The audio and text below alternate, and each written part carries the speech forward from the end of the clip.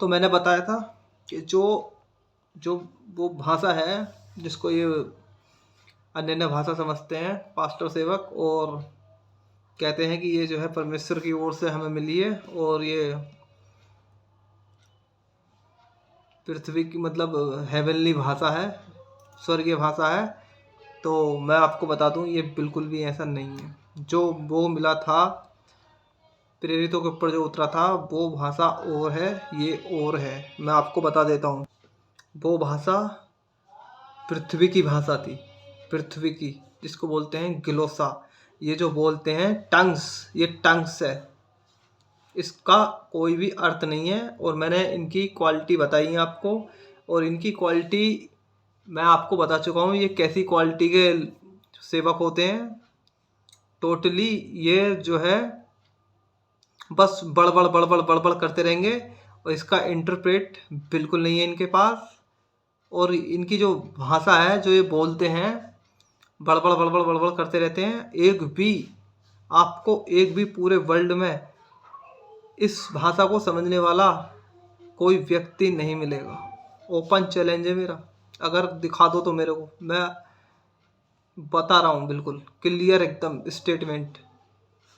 क्योंकि पौलुस ने साफ कहा है, देखो क्या कहा है, मैं पढ़ के बता देता हूँ। पहला कुरिन्थियों 14:2 इन लोगों के बारे में क्या कहा है, लिखता है वो पहला कुरिन्थियों 14:2 में लिखा है, क्योंकि जो अब इसको यहाँ पे फोकस है, फोकस करना। क्योंकि जो अन्य अन्य भाषा में बातें करता है वह मनुष्य से नहीं परंतु परमेश्वर से बातें करता है, इसलिए कि उसकी बातें कोई नहीं समझता, क्योंकि वह भेद की बातें आत्मा में होकर बोलता है। ये ताना मार रहा है, पौलुस ताना मार रहा है उन लोगों को जो बड़बड़ बड़बड़ करते हैं ना, उनको ताना मार रहा है। क्योंकि जो इसको बोलते हैं इफ एनी, तो ये ताना मार रहा है उनको, क्योंकि ये पौलुस के टाइम में भी हो रहा था। और पौलुस ने इसको जो है ध्यान में रखते हुए और ये सब जो उसके सामने चल रहा था एक प्रकार का गलत कॉन्सेप्ट, इसको जो है वो क्लियर कर रहा है कि क्योंकि क्लियर कर रहा है मतलब वो वचन से बता रहा है। आज हम लोग जो है उसी को बता रहे हैं, उसी के वचन से। क्योंकि ये गड़बड़ी आज की नहीं है, ये गड़बड़ी बहुत पहले की है, क्योंकि शैतान ने अपना बीज जब ही बो दिया था, और वो हमेशा उल्टा ही करता है। क्यों लिखा है कि क्योंकि जो अन्य अन्य भाषा में बातें करता है वह मनुष्य से नहीं परंतु परमेश्वर से बातें करता है, इसलिए कि उसकी कोई बातें नहीं समझता, क्योंकि वह भेद की बातें आत्मा में होकर बोलता है।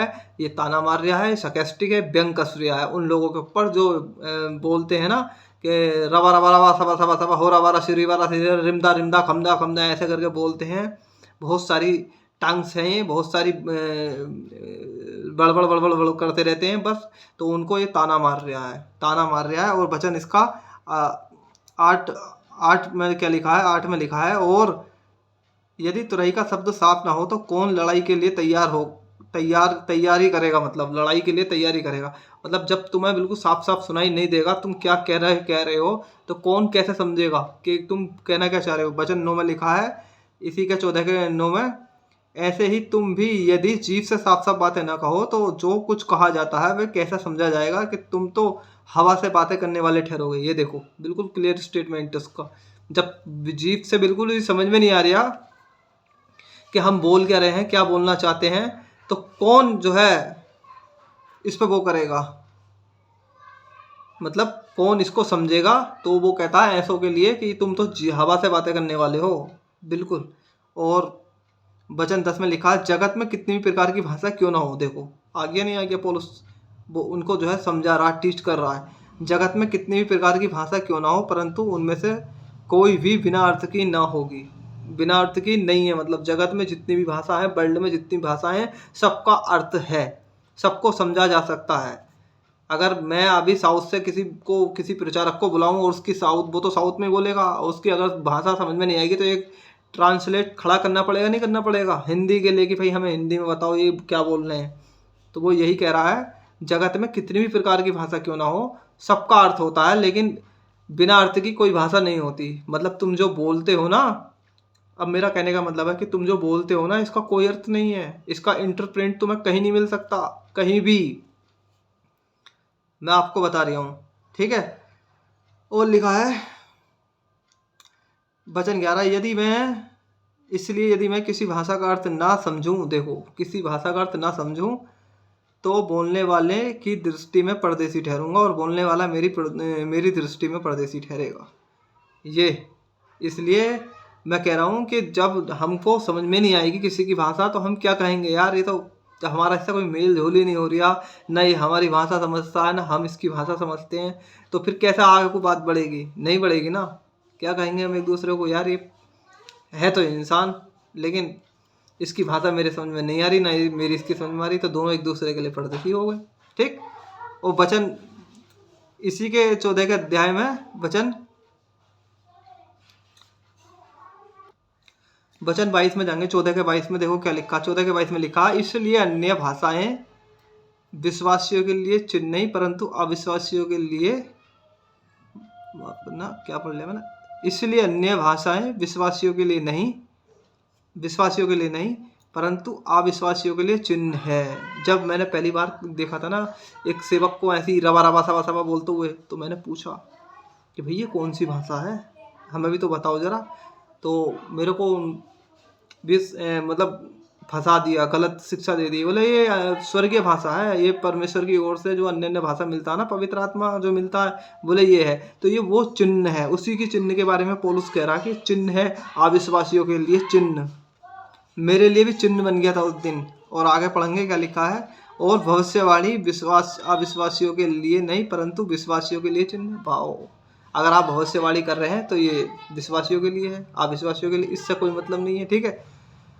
वचन 23, अतः यदि कलीसिया एक जगह इकट्ठी हो और सबके सब अन्य भाषाएं बोलें और बाहर वाला या अविश्वासी लोग भीतर आ जाए तो क्या वे तुम्हें पागल ना कहेंगे? बिल्कुल कहेंगे। जब मैंने भी देखा था पहली बार कि ये रवा रवा सवा सवा सवा सवा काला काला काला हिला हिला हिला नीला नीला रमदा रमदा समदा समदा ऐसे ऐसे करके जो बोल रहे थे, तो मैं भी जो है उनको देख के हंस रहा था और मन ही मन सोच रहे थे मैंने, यार ये क्या बवाल टाइप का बोल रहे हैं, ये तो बड़ा अजीब ही है। और मैं भी खूब हंस रहा था अंदर ही अंदर। लेकिन मेरे को जो है उल्लू बनाने वाले मिल गए वहीं पे ही। वो उल्लू मेरे को उन्होंने ऐसे ही बना दिया कि ये स्वर्गीय भाषा है, ये पवित्र आत्मा की भाषा है, जबकि मैं हंस रहा था उनके ऊपर। और वो पौलुस भी यही कह रहा है, तुम्हें पागल ना समझेंगे? बिल्कुल समझेंगे। तो अब मैं देखिए कुछ और बात करता हूँ, फिर ये वीडियो समाप्त करता हूँ। फिर थोड़ी सी बातें और बता के अब मैं आपको बता देता हूँ, ये जो रवा रवा शब्दा शब्दा हमदा हमदा जो बोलते हैं, ये टोटल नॉन बिब्लिकल है। ठीक है। इसको ग्रीक में जंगली बोला है। जंगली का मतलब है कोई अर्थ नहीं है, बिना अर्थ की ये भाषा है, बड़बड़ बड़बड़ बड़ बस। ठीक है। और इनकी क्वालिटी मैंने आपको बताई है, क्वालिटी क्या क्या है, और इनकी क्वालिटी और इनकी जो सेवकाई है ना, मिनिस्ट्री, वो ज़्यादा चलेगी नहीं, ये भी मैं आपको बता दूँ। इनकी मिनिस्ट्री टोटली गलत है। इनकी जो है ना, चर्च में लोग आएंगे और जाएंगे, आएंगे और जाएंगे, और ये लड़ भी जाएंगे, झगड़ भी जाएंगे, ये तक कह देंगे हमारे चर्च में नहीं आना नहीं आना नहीं आना, क्यों, और बिल्कुल कह देंगे। और ये जो है दशमांश को देके है और पवित्र आत्मा को लेके है, और अपने आप से जो है बांध के, मतलब अपने आप से मतलब रखवाते हैं विश्वासी लोगों को, और गलत टीचिंग देते हैं। पवित्र आत्मा की हो या यीशु मसीह की हो, इन्हें यीशु मसीह की ना पहचान है ना कुछ है, बिल्कुल नहीं है। और ना ये एक नए विश्वासी को यीशु मसीह से मुलाकात करवाएंगे, ये कहेंगे हमसे प्रार्थना कराओ, हमसे प्रार्थना कराओ। इनकी चर्च में जो है ये ड्रामा चलता रहेगा, कभी मतलब वो चला गया, कभी वो चला गया, और ये लड़ाई झगड़े इनके उसमें अक्सर होते रहेंगे, लड़ाई झगड़े। और तो और इतना ही नहीं कि ये जो है बहुत ही मतलब तोड़ मरोड़ का शिक्षा को पेश करते हैं, यीशु मसीह की शिक्षा को। और ये परमेश्वर का जो वचन है जिससे ज़िंदगी संवरती है, आंखें खुलती हैं, उसको कम रखेंगे, उसको पीछे रखेंगे, अपने आप को आगे करेंगे। तेल पानी इनका फोकस होगा, तेल ले तेल दे तेल ला तेल, तेल पानी इनका फोकस होगा टोटली, तेल पानी। और ना जाने इनके रुमाल पे भी जो है बहुत फोकस करते हैं कि हमारा रुमाल सामर्थ्य रुमाल है। ठीक है। और कहते हैं कि सामर्थ आती है सामर्थ आती है, तो जो है बहने के लिए आती है, ऐसे ऐसे करके बोलते हैं। ये मतलब सिखाते हैं कल्ट टीचिंग, और क्या क्या सिखाते हैं। और ये आपसे जो है आपके सर पे हाथ भी रखवा देंगे, और सर पे हाथ रखवा के ये भी कह देंगे कि देखो परमेश्वर की सामर्थ्य उतर रही है, परमेश्वर की सामर्थ्य उतर रही है, हाथ रख लो सर पे। ये भी करवा देंगे, जबकि ये अपमान है, सर का अपमान है।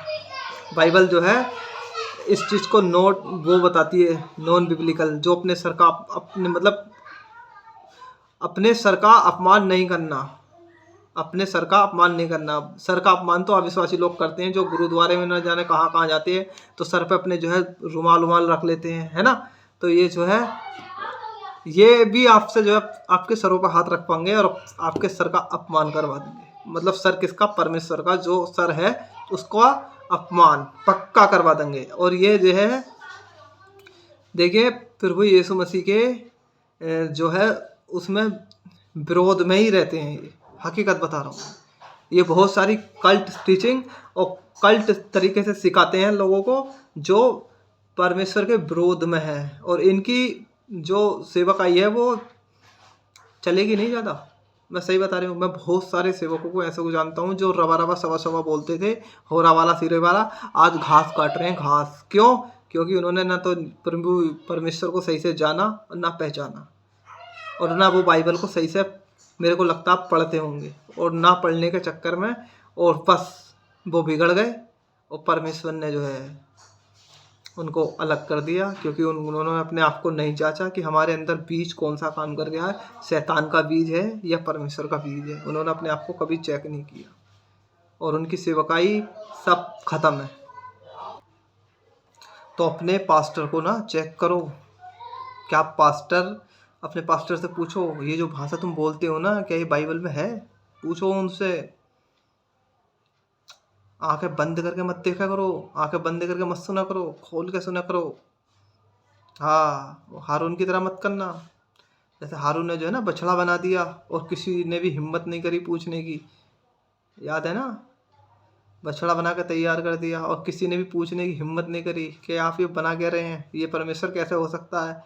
उनमें से उस दिन अगर उन 6 लाख में से अगर एक व्यक्ति ने भी ना ये सवाल करा होता ना कि आप मतलब ये हमारा परमेश्वर कैसे हो सकता है जो हारून जी आपने बनाया है, पता है, तो दिन 3,000 ना मरते, 3,000 ना मरते। तो पूछो और जांचो, लेकिन पूछते कैसे? उन्हें लगा अरे ये तो मूसा का बड़ा भाई हारून है ना, ये कैसे गलत हो सकता है, ये तो हमारा पास्टर है ना, ये कैसे गलत हो सकता है। लेकिन हुआ नहीं हुआ। तो जब उस समय के सेवक को शैतान बिगाड़ सकता तो आज के क्यों नहीं बिगाड़ सकता। जांचो परखो और आंखें खोल के सुना करो उनको, और देखा करो बाइबल से इंटरप्रेट होता है नहीं होता। जो अपनी बातें ज़्यादा करता है ना, वो वचन को नहीं रखता कॉन्टेक्स्ट में, वचन कॉन्टेक्स्ट में नहीं लाता, और वचन से बातें कम और अपनी बातें ज़्यादा बताए, समझ जाना गड़बड़ी वाला है। और रवा रवा वाला बोल लिया तो वैसे समझ जाना अरे हाँ ये तो बिल्कुल कल्ट है। दूर हटो ऐसों से, मैं अभी भी बता रहा हूँ, दूर हटो, नहीं तो अपना जो है ना अनंत काल का जीवन पक्का खो दोगे, नरक में जाओगे बिताने अगर इन्हें सुनोगे तो। ये आपकी उन्नति कभी नहीं कर सकते, ये कभी आपकी उन्नति नहीं कर सकते। इनको तो बस एक ही चीज़ दिखाई देती है, बस कि इनको इनसे बस लिफाफे मिलते रहे हमें सही, और कुछ नहीं। और इन्हें कोई लेना देना नहीं होता ये प्रभु यीशु मसीह से, कोई मतलब नहीं है इन्हें, कोई पहचान भी नहीं है यीशु मसीह की। अगर पहचान है तो फिर पूछ लेना यीशु मसीह के चेहरे कितने बाइबल में, कितने चेहरे हैं, और वचन से पूछना कि वचन से हमको जवाब चाहिए, अगर है दम तो दो। और अभी मैं सोइयो सवाल अगर इनसे करूं तो इनकी औकात भी ना जो जवाब दे दें, औकात भी। इसलिए बोल रहा हूँ बी केयरफुली। जब खाना खाते हो ना तो जांचते हो कोई इसमें खराबी तो नहीं है, जांचते हो ना खूब अच्छी तरीके से कि इसमें कुछ दिक्कत तो नहीं है, ये सही बना हुआ है, कच्चा तो नहीं है ना। तो ऐसी जांचा करो। जब आत्मा की खुराक जब ले रहे हो ना तो जांचा करो क्या सेवक ये सही दे रहा है आत्मा की खुराक। अगर जो नहीं दे रहा है तो बेड़ा गर्क है, बेड़ा गर्क है। और जो ये रवा रवा सवा सवा वाले हैं ना, इनसे हाथ रखवाने की ज़रूरत नहीं है, इनसे प्रार्थना कराने की ज़रूरत नहीं है। ये कभी नहीं सिखाते कि हम कि तुम खुद प्रार्थना करो। ये खुद कहते हैं कि हमसे कराओ वो प्रार्थना, हमारी परमेश्वर सुनता, हमारी परमेश्वर सुनता, हमारे साथ में परमेश्वर रहता है। और ये अपने आप को आत्मिक पिता भी बुलवाते हैं कि हम आत्मिक पिता का पैर तक छुपाते हैं ये अपने। बताइए ये गलत है, बिल्कुल बाइबल के खिलाफ है। ये बाइबल में जो है बिल्कुल वो है ये, इजाज़त नहीं देती बाइबल इस चीज़ की। तो अपने आप को चेक करो और अपने पास्टर को चेक करो, ठीक है, क्या सिखा के रहा है। और रवा रवा सवा सवा वाला है तो दूर हट जाओ। इनसे प्रार्थना वरार्थना कभी मत करवाना, और ये सिखाते भी नहीं प्रार्थना करवानी। मत्ती 6:6 में लिखा है द्वार बंद कर और मुझसे प्रार्थना कर। द्वार बंद कर, मत्ती 6:6 में लिखा है। और यिर्मयाह 33:3 में लिखा तू मुझसे प्रार्थना कर। ये कभी नहीं कहते कि तुम्हें खुद ही परमेश्वर से प्रार्थना करनी है, ये खुद कहेंगे हमसे करवाओ हमसे करवाओ। तो खुद प्रार्थना किया करो, इन पास्टरों से दूर रहो। मैं सही बता रहा हूँ, कहीं ऐसा ना हो कि तुमने जो है यीशु मसीह के लिए सब कुछ त्याग दिया, मतलब नशा छोड़ दिया, गलत बातें छोड़ दी, संसार छोड़ दिया, और फिर वो यीशु मसीह के पीछे चल रहे हो और पता चला कि तुम्हें कोई गलत सेवक ऐसा मिल गया जिसके चलते जो है तुम्हें नरक जाना पड़ गया। तो अपने सेवक को भी जांचो और समझो उसको भी, ठीक है। बाइबल से अगर वो नहीं हो रहा है ना, बाइबल से मैच नहीं हो रहा तो वो गलत है। मैं टंके की चोट पर कह रहा हूँ, गलत है तो गलत है। और आपको जो है ये ध्यान दे रहा है। और देख लेना, इनकी सेवा ज़्यादा ना चलेगी, इनकी सेवा में बहुत दिक्कतें आएंगी। जो रवा रवा सवा सवा बोलते हैं, बहुत दिक्कत आएंगी, बहुत। और परमेश्वर इनके पास से उन भेड़ों को निकालेगा, बिल्कुल निकालेगा, 100% निकालेगा, और उनको कहीं और जगह शिफ्ट करेगा। क्योंकि परमेश्वर को मालूम है ये जो है ये दुष्ट की संतान है और बिगड़े हुए हैं, ये जो है पक्का नरक लेके जा रहे हैं। और जो नहीं इनकी टीचिंग्स है, जिन्हें कितने तो बेचारे ठोकर खा के बैठ गए होंगे। इनको चर्च आना जाना बंद कर दिया होगा उन्होंने, पता है आपको, बहुत सारे। क्योंकि इनकी टीचिंग ही ऐसी है। ये दशमांश के लिए, दशमांश को लेके दबाव बनाते हैं कलीसिया के लोगों पे, बहुत प्रेशर डालते हैं पैसों को लेके। तो पता ये ठोकर वाले मनुष्य हैं। लूका 17:1 में लिखा है परंतु हो नहीं सकता कि ठोकरें ना लगे, परंतु हाय उस जिसके कारण वे आती हैं। मतलब मनुष्य की बात हो रही है, और वो मनुष्य कौन है? विश्वासी ही है, जिसके कारण ये ठोकर लगेंगी। ये अविश्वासी के लिए नहीं है वचन, ध्यान रखना जरा। अविश्वासी से तो कोई मतलब ही नहीं है परमेश्वर को क्या कर रहा क्या नहीं कर रहा वो, ठीक है। तो जो है प्रभु यीशु मसीह ने पहले ही बोल दिया। और जो सोच के देखो, जिन व्यक्तियों को ठोकर लगी होगी, जो व्यक्ति प्रभु यीशु मसीह से लौट गए, पीछे को चले गए इन जैसे सेवकों की वजह से, जब वो नरक में जा रहे तो ये क्या बच जाएंगे? ख्वाब देखने बंद करो, ये नहीं बचेंगे। और आप भी नहीं बचोगे इनके साथ में, आप भी पक्का जाओगे। क्योंकि ये सेवक टोटली बिगड़ चुका है, मैं आपको बता देता हूँ, बिगड़ चुका है, पूरा का पूरा बिगड़ चुका है। ये मीठी मीठी बातें करेंगे, चिकनी चिकनी बातें करेंगे, ब्लेसिंग की बातें करेंगे, मिराइकल की बातें करेंगे, ऐसी ऐसी बातें करेंगे, समझ जाना गड़बड़ी वाला है, ठीक है। फिर मिलता हूँ, जय मसीह की।